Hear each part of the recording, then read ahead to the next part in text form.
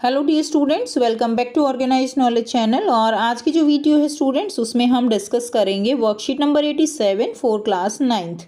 Subject English है और ये वर्कशीट आपके लिए 15 फरवरी 2022 के लिए शेड्यूल की गई है।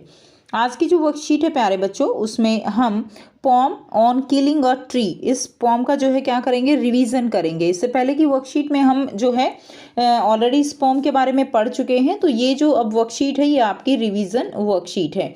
नाउ पार्ट 1 है, read the extract given below and answer the question that follow. आपको पहले ये एक्सट्रैक्ट रीड करना है और फिर जो क्वेश्चंस दिए गए हैं उनके आंसर आपको करने हैं। सो वर्कशीट शुरू करने से पहले प्लीज़ चैनल को सब्सक्राइब कर दीजिए, बेल आइकन को भी प्रेस कर लो ताकि आपको आने वाली वीडियोस की नोटिफिकेशन वो समय से मिल जाए। सो देखिए क्या दिया गया है आज की वर्कशीट में। आज की वर्कशीट में बच्चों जो पॉम आपको दी गई है, इसमें इसके जो पोएट हैं वो हैं जीव पटेल, ठीक है। और वो एक तरह से आयरनिक स्टेटमेंट के साथ, आयरनिक का मतलब क्या होता है कि कटाक्ष करते हुए ये जो पेड़ जो काटे जा रहे हैं, लोग अपने फ़ायदे के लिए पेड़ों को काट रहे हैं, तो इस पॉम के माध्यम से वो कह रहे हैं कि पेड़ों को किस तरह से काटा जाए, कैसे उनको मारा जाए, ठीक है। उनका जो एम है वो है पेड़ों को बचाने का, लेकिन वो यहाँ पर उल्टा कह रहे हैं।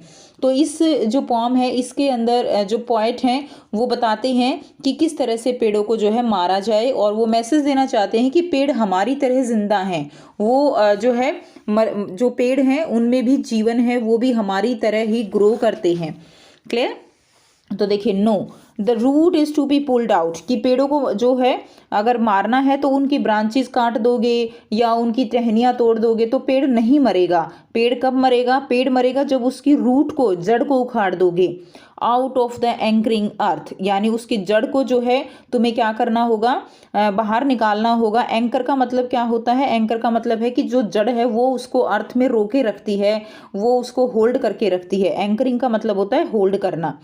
It is to be roped, tied and pulled out, snap out, ठीक है। कि उसको जो है तुम्हें क्या करना होगा, इसे तुम्हें एक तरह से to be roped tied and pulled out, उसको बांध के और पूरी तरह से जमीन के अंदर से ही उखाड़ देना होगा।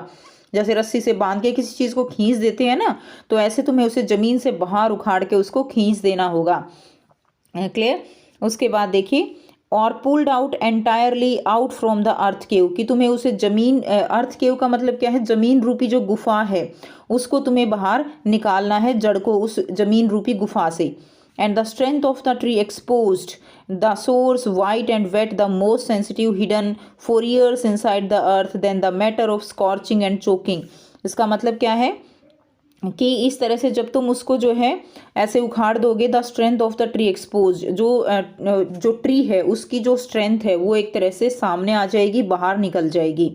The source white and wet, कि जो उसके अंदर सोर्स का मतलब क्या है कि यहाँ पे जो रूट हैं वो उसकी लाइफ का क्या है, रूट्स उसकी लाइफ का सोर्स हैं। और उसके अंदर जो वाइट एंड वेट का मतलब कि उसकी जो फीलिंग्स हैं वो एक तरह से क्या हो जाएंगी, वो बाहर आ जाएंगी। मोस्ट सेंसिटिव हिडन, जो उसके अंदर जो छुपी हुई फीलिंग्स हैं वो सारी बाहर आ जाएंगी जैसे ही तुम जो रूट है उसको उखाड़ कर फेंक दोगे। क्लियर? 4 ईयर्स इनसाइड द अर्थ, जो कि बहुत समय से कहाँ छुपी हुई है, अर्थ के अंदर छुपी हुई है। यानी यहाँ पर रूट के बारे में बताया जा रहा है कि रूट जो है वो जो ट्री है उसकी स्ट्रेंथ है, उसकी जो सारी फीलिंग्स हैं वो किसके साथ जुड़ी हैं, रूट के साथ जुड़ी हैं, जो उसको होल्ड करके रखता है, तो उसको तुम्हें उखाड़ना होगा। Then the matter of scorching and choking in sun and air, ठीक है। स्कॉर्चिंग का मतलब होता है कि एक तरह से टू बर्न स्लाइटली, यानी जो झुलसाने वाली होती है, और चॉकिंग का मतलब होता है कि दम घोटने वाली, ठीक है, ऐसी situation.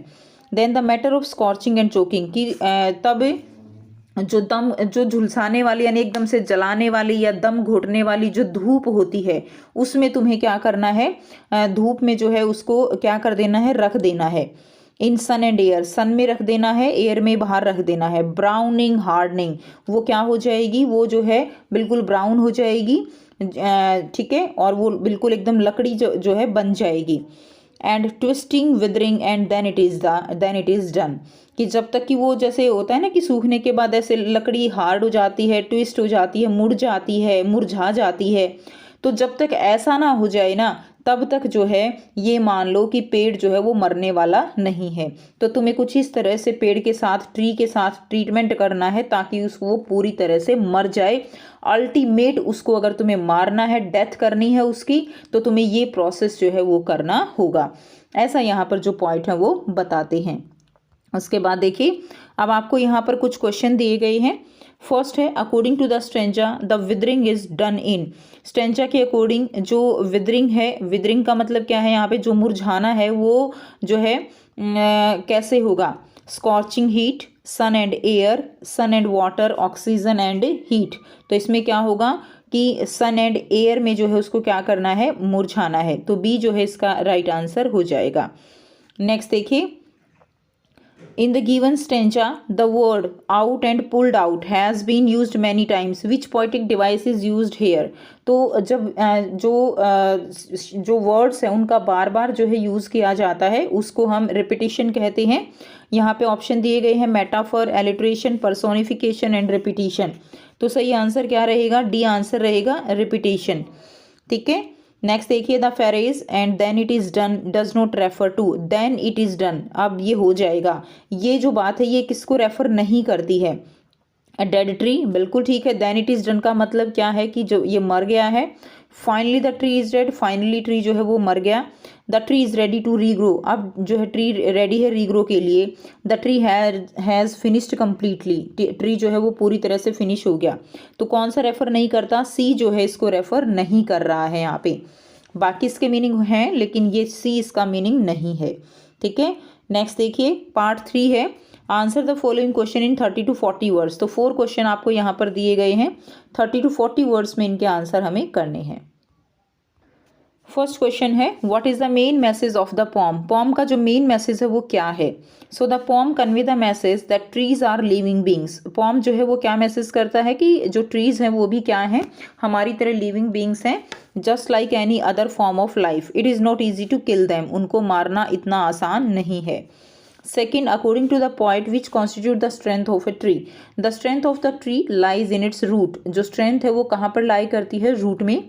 The root is the source of the tree's life. root जो है वो tree का क्या है? source है उसकी life का। नेक्स्ट देखिए, क्वेश्चन नंबर 3 है, what does anchoring earth refer to? Anchoring earth का मतलब क्या है? Anchoring earth refer to the roots of the tree that lie inside the earth and play the role of an anchor for the tree to grow. They ensure the security of the tree as they nourish it with water and nutrients. मैं आपको बताऊंगी एक new app के बारे में जो students में काफी जल्दी पॉपुलर होती जा रही है। चाहे कोई क्वेश्चन हो, कोई डाउट हो या कोई कॉन्सेप्ट ना समझ आए, बोर्ड्स हो या जी नीट, पढ़ाई में कोई भी दिक्कत आ रही हो तो उसका सॉल्यूशन है फिलो ऐप। अपने डाउट्स को किसी भी टाइम क्लियर करें इन दीज 3 इजी स्टेप्स। सबसे पहले इस ऐप को प्ले स्टोर या ऐप स्टोर से डाउनलोड कर लें, अपने फोन नंबर से इजीली साइन अप कर लें, अपने क्वेश्चंस का पिक्चर लें या उसे टाइप करके सबमिट करें और फिलो आपको 60 सेकंड्स में इंडिया के टॉप एक्सपर्ट से लाइव कॉल पे कनेक्ट कर देगा। आपके क्वेश्चन में आप कहना चाहते हैं कि बल्ब की पावर कितनी है? अगर बल्ब जो है वो 220 वोल्टेज पर ऑपरेट हो रहा है, राइट? इस बैटरी का जो वोल्टेज है वो आपको गिवन है 220। तो ये आपको सिंपल रिलेशन हो गया यहाँ पर। अब अगर कोई आपको और डाउट है तो बताइए। So guys, it's just simple. Have any question? Just ask Philo.